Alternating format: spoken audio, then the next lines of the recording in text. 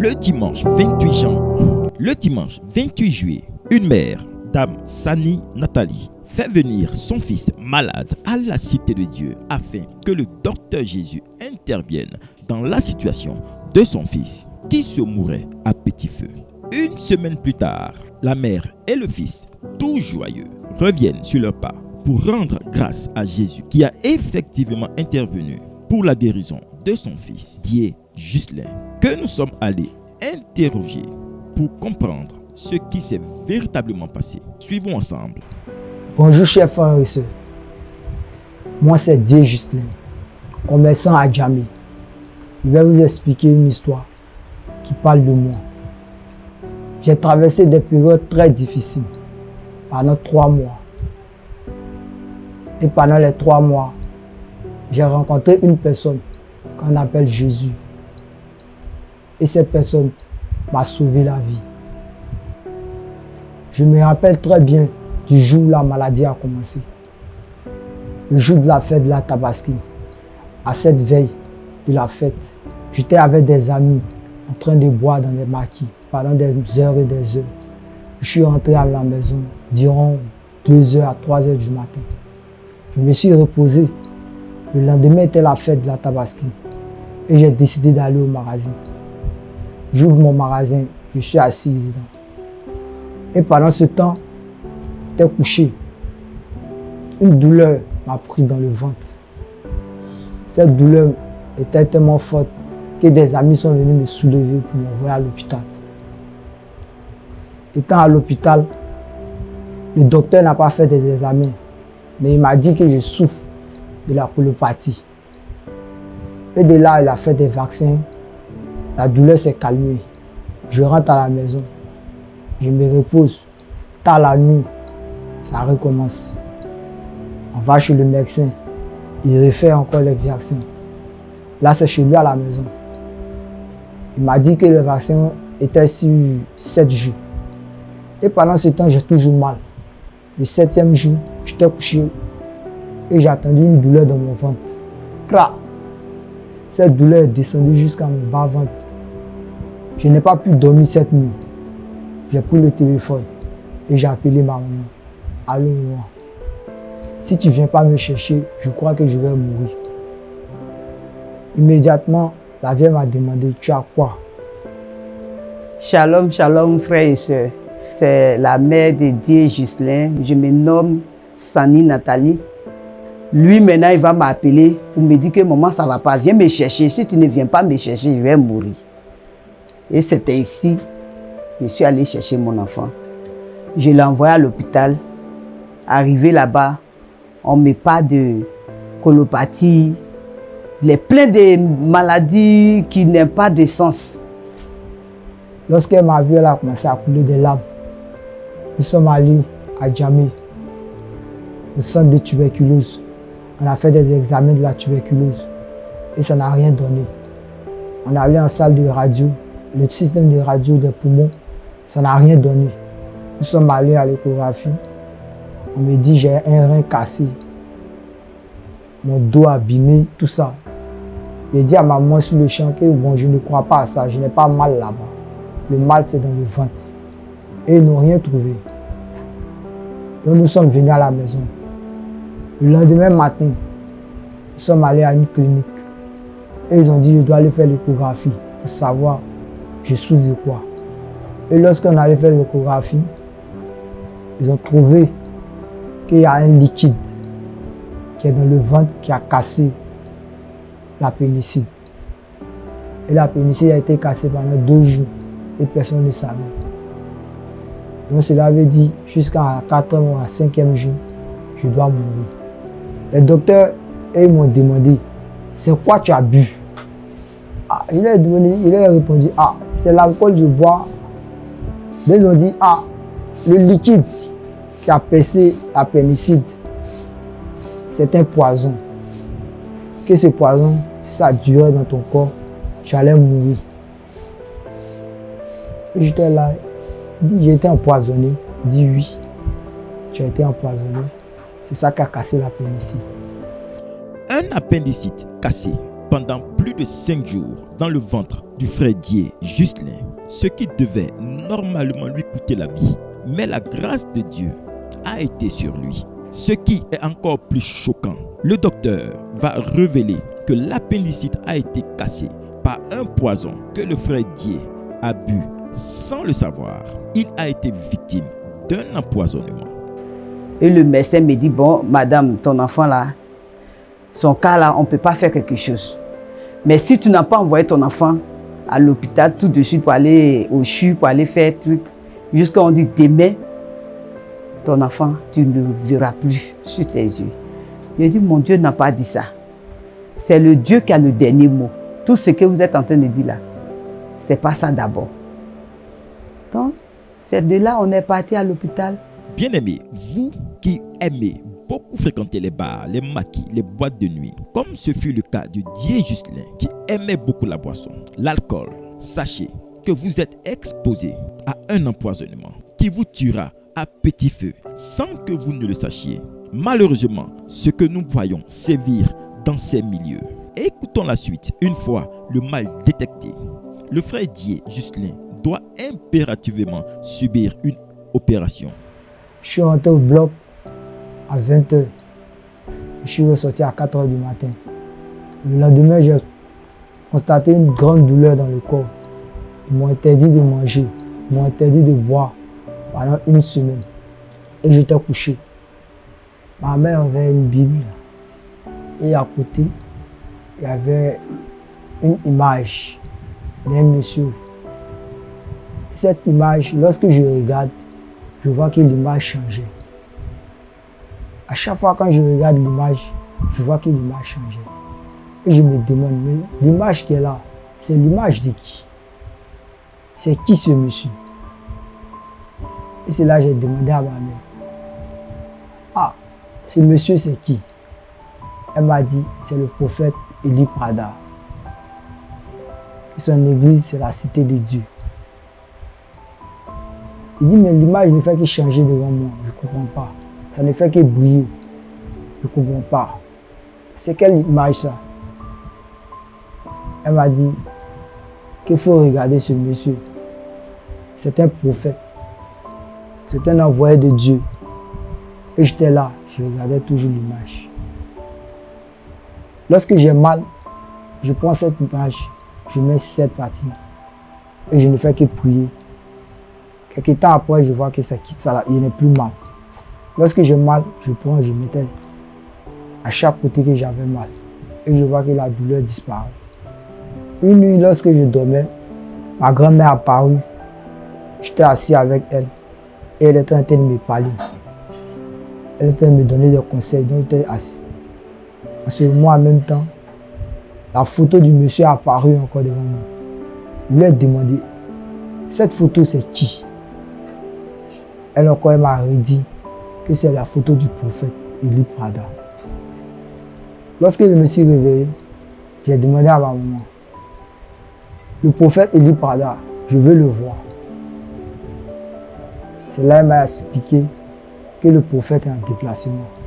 Mais on va aller dans son église et ils vont prier pour lui. Lui, il a pris cette photo, il regardait. Il voyait que cette photo, ça changeait dans ses yeux. J'ai laissé ça au chevet du lit de l'hôpital. Donc, lui, il a dit c'est en train de changer. Parce que lui m'a posé la question, maman, celui-là c'est qui? C'est Seigneur ou bien c'est qui? Il a dit non, c'est notre prophète. Il dit, c'est le prophète. Il dit oui. Et c'est après, il va me dire non, que cette photo-là, quand il a pris, ça a commencé à changer. Et il voit une image de... C'est comme c'est Jésus qui est en train de poser la main, qui est en train de le guérir. Dieu utilise une fois de plus l'image du prophète Eli Prada pour intervenir dans la vie de Juscelin. Pourtant, il ne le connaît pas. Il ne l'a jamais vu, encore moins suivi sur les réseaux sociaux. Au point où quand Dié Juscelin avait des douleurs, il prenait l'image du prophète sur cette affiche pour poser sur la douleur et automatiquement, il en était soulagé. Waouh! La puissance de Dieu en action. Vous avez là encore la preuve que quand on est un véritable serviteur de Dieu, Dieu utilise tout ce qui te concerne pour intervenir dans le surnaturel et opérer des miracles. C'est l'occasion de dire que Dieu nous a véritablement suscité un prophète, son serviteur, son ami, le prophète Elipada. Lui qui a prié sur de l'huile, sur de l'eau, sur du sel, et les témoignages, les délivrances, les miracles sont légion. Aujourd'hui, Dieu utilise son image. Malgré qu'il soit absent, Dieu utilise sa photo pour guérir, pour encore opérer des miracles. Bien-aimés, nous pouvons déjà anticiper et dire ceci n'est que l'ombre des choses à venir. Qu'est-ce qu'il en sera de son retour? Oui, le retour du prophète Elipada. Dans la même semaine que j'ai fait l'opération, la première opération, les docteurs sont venus. Ils devaient faire le pansement.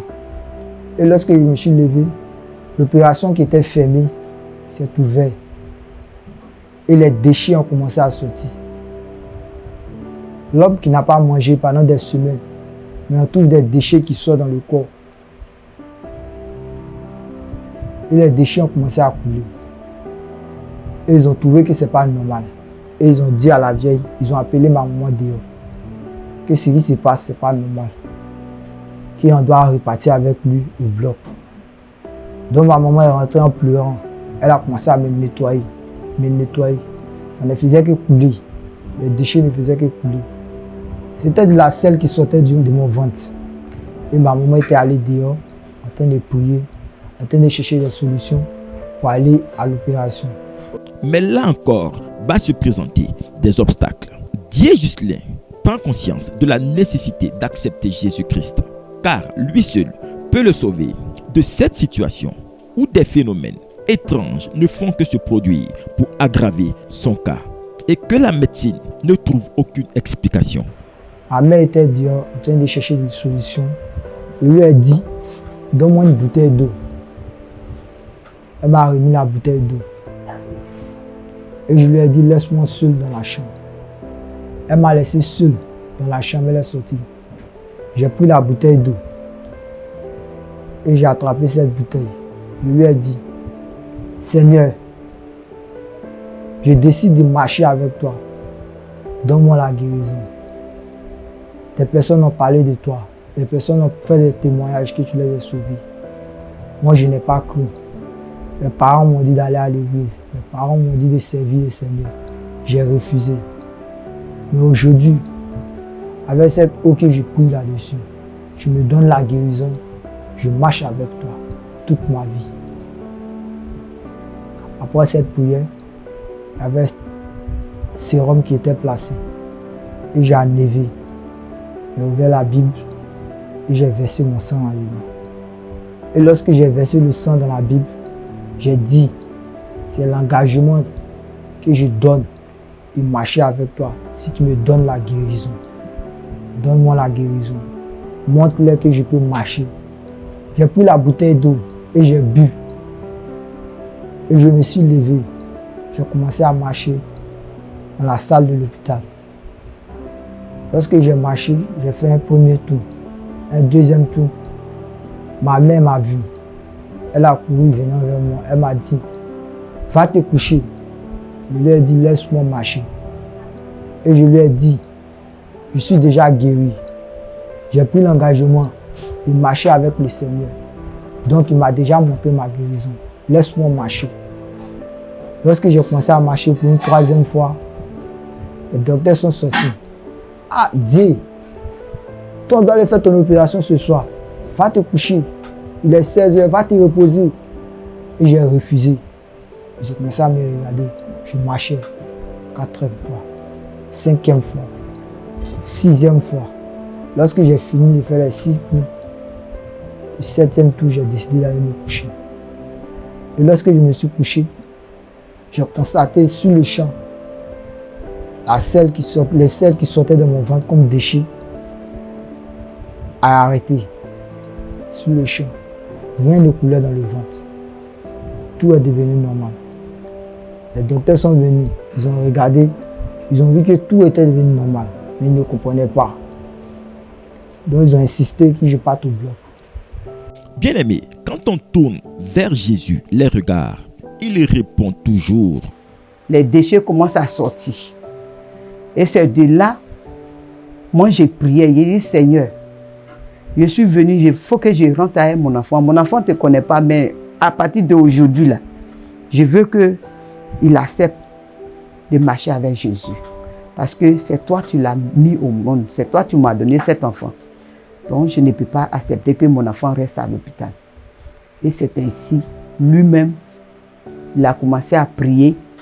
Il m'a dit, maman, viens, tu vas me donner une bouteille d'eau. Et je lui ai remis les bouteilles d'eau. Et il a prié dessus. Et Dieu a exaucé de ses prières. Et aujourd'hui, il est sur pied, il est guéri. Et après la deuxième opération, j'étais en train de prier. Eh, Seigneur, quelqu'un, ils ont fait son opération samedi, dimanche, lundi. Mardi, tout est cicatrisé. C'est la grâce de Dieu. Parce que Dieu veut faire quelque chose avec lui. Et c'est ce que Dieu a fait. Donc aujourd'hui, là, j'ai dit merci à Dieu, que mon enfant s'est donné à Dieu. Lorsqu'ils ont fini de faire l'opération, je me rappelle bien, la bouteille d'eau, j'ai remis à ma maman. Ils m'ont interdit de manger, ils m'ont interdit de boire. Et j'ai insisté, j'ai dit au docteur que cette bouteille d'eau, je dois la boire. Il a dit non, j'ai insisté et j'ai bu. Le lendemain, ils ont fait le premier pansement. Apparemment, jusqu'au 6e jour, ils ont remarqué que la plaie a été cicatrisée. Ils n'arrivaient plus à croire que lorsque tu fais l'opération, en moins de 1 à 2 mois avant que la plaie va être cicatrisée, mais moi, à 1 semaine, la plaie a commencé à être cicatrisée. Donc le docteur qui me suivait, il m'a dit, Dieu, depuis que je suis dans la médecine, je n'ai jamais vu cela. Ton opération, on a fait pour une première fois, une deuxième fois. Et en moins d'1 semaine, on voit que la plaie a commencé à se cicatriser. Et je lui ai répondu sur le champ, c'est Dieu qui m'a sauvé. Je ne partais pas à l'église, je ne croyais pas en Dieu, je ne croyais en personne. Je me levais le matin et je vais au travail et fais ce que j'ai envie de faire. Mais depuis que j'ai dit le nom de Jésus dans ma vie, j'ai vu que j'ai commencé à être heureux pendant tout ce temps. Parce que je vois que je suis déjà guéri. Donc je vois que c'est une grâce parce que je vois que c'est un miracle de Dieu. Lorsqu'on arrivait à la maison, on est arrivé un vendredi. Donc, le dimanche qui a suivi, et j'ai reçu des appels venant du village. Après cet appel, je me suis senti mal. Et ma mère a pris cette bouteille d'eau du sang du Christ. Elle a pris cette bouteille d'eau, elle a versé sur moi. J'ai retrouvé de la force et je lui ai dit, nous allons aller à l'église. C'est comme ça, je me suis levé, nous sommes allés. Le dimanche, à sa grande surprise, il y a son oncle qui voulait qu'il n'ait même pas son numéro. Comment il a fait même pour avoir son numéro, puis il l'a appelé. Quand il l'a appelé là, après, il est couché. Il a commencé à baver. Il est là maintenant, il n'a plus d'espoir même pour se lever. Je le touche, il devient faible. Et j'ai pris ce sel de miséricorde. C'est que le papa a prié dessus. Enipada, mon père spirituel. Prière qu'il a fait sur ça. Et quand j'ai pris ce sel, j'ai pris ce eau bénite, j'ai mélangé les deux. Et j'ai dit que c'est le sang de Jésus que je mets sur toi. Tu vas te lever tout de suite pour qu'on parte à l'église. Et tu vas parler. Et je l'ai frotté. C'est dans ça, quelques minutes, il s'est levé, il dit, maman, allons à l'église. Je vais partir. C'est ainsi qu'on allait à l'église. Il y a Dieu là-bas. Arrivé à l'église, et je me suis couché dans la salle. Et ils ont prié pour moi. Je n'arrivais pas à marcher. Mais lorsqu'ils ont prié pour moi, je me suis tenu debout et j'ai commencé à marcher. Et ce jour-ci, je pleurais de joie parce que je n'arrivais pas à faire. Je n'arrivais pas à me tenir debout, seul. Je me couchais sur le lit. C'est là où on me lave. C'est là où on me fait tout, sur le lit. Et après cette prière, lorsque je suis rentré à la maison, cette semaine, j'arrivais à me lever, aller dans la douche.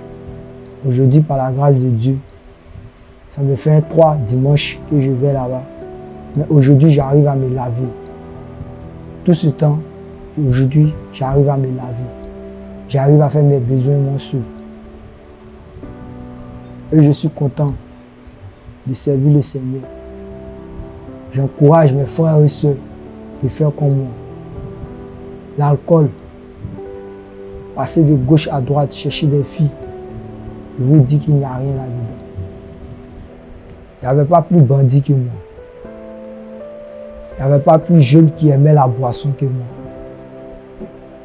Mais aujourd'hui, j'ai décidé d'arrêter tout ça, de donner ma vie au Seigneur. J'ai trouvé que c'est le droit chemin et c'est le bon chemin aussi. Et aujourd'hui, j'encourage mes frères et sœurs de me suivre dans ce chemin. Dans cette église, la cité de Dieu, quand tu mets les pieds, déjà Dieu t'a déjà localisé. Dieu t'a déjà guéri. Et c'est comme ça, Dieu a guéri mon enfant aujourd'hui. Il est 6 pieds. Tellement que ma joie même est grande. Aujourd'hui, j'ai dit merci, Saint-Esprit. J'ai dit merci à mon papa, Eli Pada. Tout comme Ghislain, Jésus veut aussi agir dans ta vie. Rejoins-nous à la Cité de Dieu. Nous sommes tous les dimanches au SNEPSI. Viens recevoir ta délivrance, ta restauration. Peu importe la situation que tu traverses, que tu trouves impossible, le docteur Jésus est assez puissant pour accomplir le miracle dans ta vie. Donne-lui ta vie et ta foi afin qu'il agisse en ta faveur. Que Dieu vous bénisse. Shalom.